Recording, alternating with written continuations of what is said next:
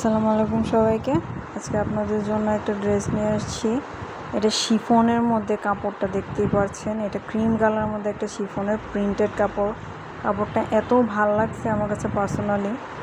এই যে এটা আমি একটা আলিয়া কাট ড্রেস বানিয়েছি।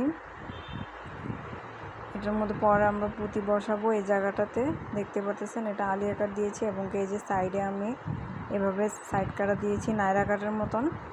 আর হাতাটা 3/4 ফুল হাতা দিয়েছি চুড়ি হাতার মধ্যে। আর এটা হচ্ছে পুরো লুকটা যদি দেখতে পারেন। আমার অ্যাকচুয়ালি ক্যামেরাটা কেন জানি একটু ডিস্টার্ব করছিল। এটা একবার সাদাটা কীরকম যেন আসছিলো, আরেকবার একটু কালারটা আসছিলো একটু। আশা করি দেখতে পারছেন আপনারা। এই যে গলাটা ভি গলা, এটা হচ্ছে পুরো লুকটা। এটা